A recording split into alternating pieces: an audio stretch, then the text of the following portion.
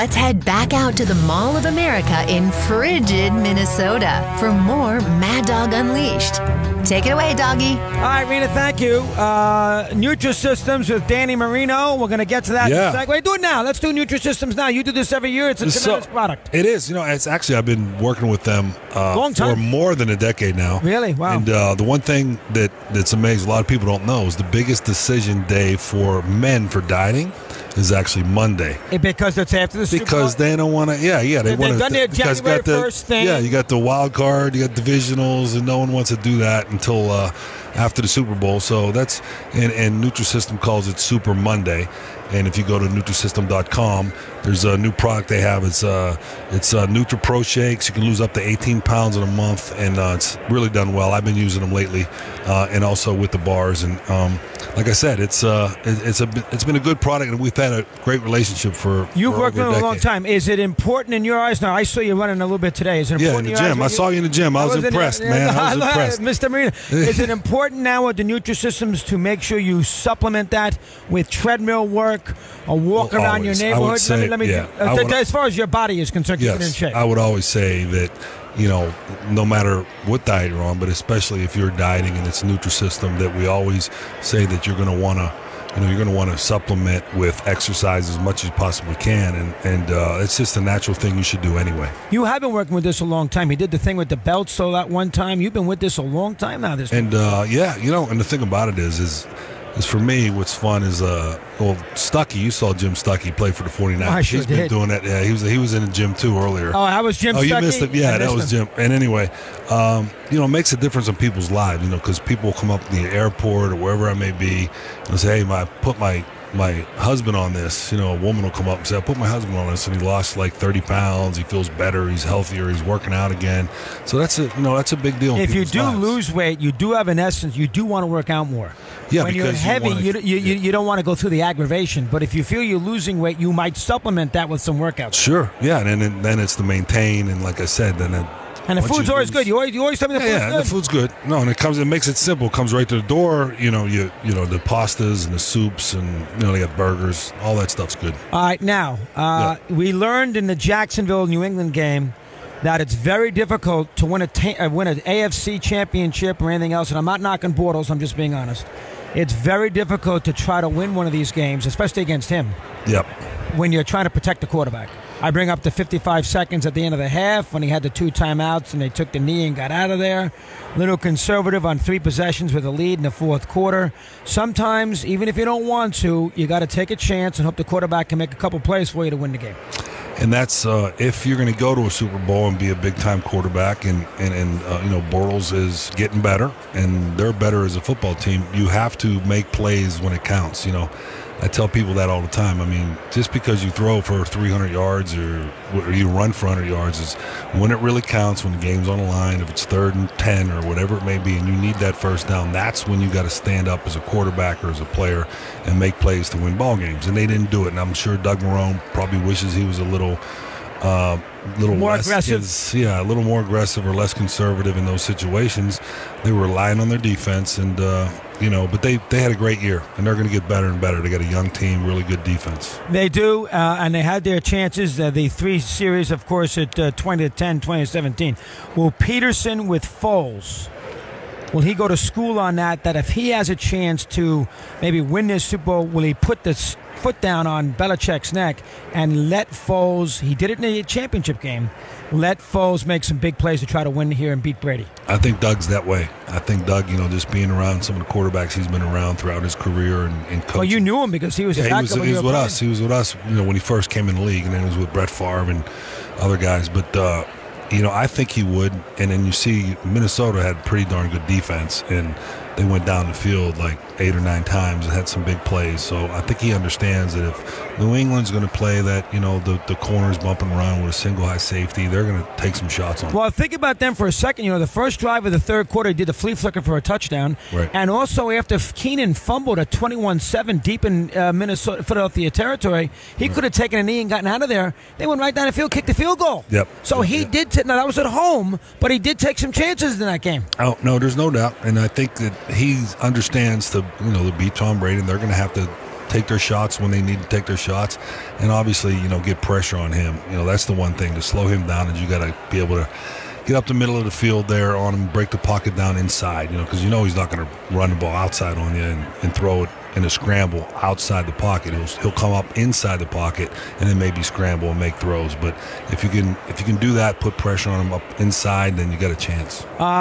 Listen, it pains me to say it because I loved Montana. I loved you too. Mm-hmm. You played against Montana, but I have to be fair. He's 40 years of age. He's in another Super Bowl. He was great in the last 10 minutes. Yep. I guess right now I got to say he's the best quarterback of all time. Well, why wouldn't you? I mean, because what he's been able to accomplish, and it's hard to just say because everybody's different circumstances, whatever it may be. But what he's been able to do and the way he's evolved over time and found a way to take care of his body, understand what he needs to do to play at a high level when he's 40 years old. His whole study habits and it's the continuity also. And I've been talking about this, the continuity of him and Belichick. You could change. They change. It's always revolving. But you got the two most important people there. That's it. That's what makes it happen. And if you think about Montana and Walsh and you and Shula, Lombardi and Starr. Right, there's a million of them. Yeah, exactly. So with that combination, if you can have that, you're always going to have a chance to win a championship. All right, the quarterback play well. What have you seen? What has he done even better? And what has he done to compensate for the age? What a throwing style, short passing game. What have you seen with him mechanically that has sort of compensated for being 40 years of age? I don't think he's mechanically has changed much at all. Maybe he don't. Maybe he looks to get down a little quicker than maybe he did before. But really what it is, it's just his knowledge of the game and him taking care of his body the way he has, and he's talked about it, the things, the different regimens he's been on as far as diet and taking care of himself and, all the flexibility stuff. That's important, especially when you get to a certain age. But he always is going to have that awareness. He's going to have the awareness in the pocket.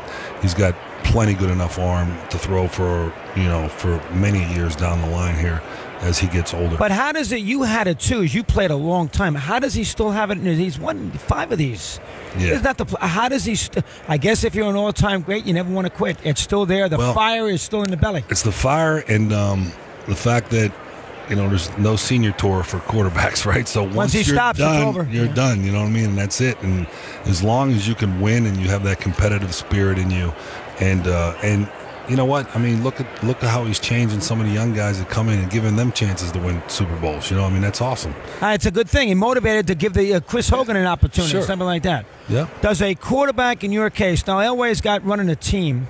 Mm-hmm. You probably talked to Montana at this. Have you found something in your life? Yeah. That matches what made you such a great player and the competitive juices that you had for 15, 17 years? No, you're never going to match that. I do some work with the team now. I work as an advisor for the Dolphins, so I do have that to fall back on. Yeah, to fall back on and be a part of that, and hopefully someday we'll be in the Super Bowl again and win that. And I've enjoyed that a lot, just working in player development and looking at some of the players in the college draft and doing some reports on them, and it's been a lot of fun. And then just doing stuff with other companies, especially like Nutrisystem here at the Super Bowl, doing some other things at the Super Bowl. So there's plenty to do, but none of this is ever matching anything. Nothing on the football. You're not going to get that juice. Yeah, you're not going to get that ever again. If you were have you seen enough of Darnold and Rosen to have an opinion of who you'd take first if you had the number 1 pick? So, well, we don't, but if either one, I would say either one. It's. You think they're both going to be good? I think they're both going to be. They both have a chance to be good. They both. I've liked what I've seen with them. They both have a chance to be good. Darnold looks like he's more the prototypical quarterback with the big arm, better size, and Rosen looks to be the guy who's a little bit more pinpoint and knows the team, knows the way the game moves a little better. Is that fair? I would say that's fair, but at the same time. Rosen, just the little bit that I've watched so far is he can throw it. He's got a big. Oh, he's got a big arm too. Big arm, yeah, definitely. How about the Wyoming quarterback? Any feel on him? Yeah, no, I like him. He's a young kid. Has developed over the last couple of years. He started out. I guess he was a junior college player, quarterback, and then got it, and got to Wyoming and has had a lot of success. And people are going to take a chance on him because Wentz came out of nowhere too, North Dakota State. So people are going to take a chance on him. He's a good player. Yeah, definitely. Mayfield, what do you think of him? No, I like him too. I like all those guys. You like Mayfield? Yeah, no, he brings size, no all problem. energy. Brings a lot like of energy. that? Yeah, he brings a lot of energy, and he has plenty good enough arm. When you watch film on him, and he's a competitor, obviously, and he's a winner because he's won a lot of games. I got a funny feeling, Dan, and Philly's going to win the game. I don't know why. No. I mean, the Patriots have been very fortunate. Could have lost last year. Certainly Seattle. Could have lost to Pittsburgh. Could have lost to Jackson. Sooner or later, you're going to lose. Just the law of averages, you're going to lose the game. Yeah, because something's going to go wrong. And they're going to get the bad bounce. They're going to get a bad call. One of these days, they're not going to be able to overcome it. That definitely is there something to that? There is something to that. And but at the same time, when you look at it right now, they basically don't lose games because they let the other team lose the game. Where they're not turning it over, they don't make mistakes, they change what they're doing in the second half. It gives guys, there's an old adage in tennis, not to compare it. Yep. Even on a professional level, 90% of the points won is because the other guy lost the point. Right.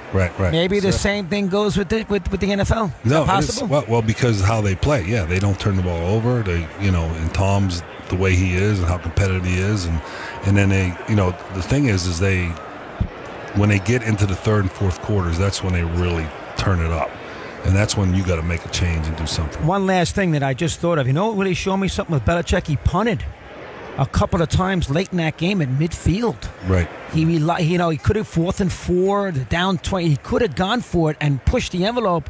He settled the game down, didn't make an emotional decision, played the percentages, punted, and as it turns out, Jacksonville couldn't move the ball deep in their own territory, and he ended up winning the game. He put it on them to see if they can do it, right? And then not make a mistake on their part, right? Sometimes that works that way. It does. Good luck with Nutrisystem. Thank you, buddy. You got it, bro. Good to see you, man. It was good to see you in the gym. Maybe I'll see you in the next couple of days in the gym. You never know. Right? You got it, buddy. Update, I believe it's with Justin Shackle. He's got the sports bite here on Mad Dog. See you, man.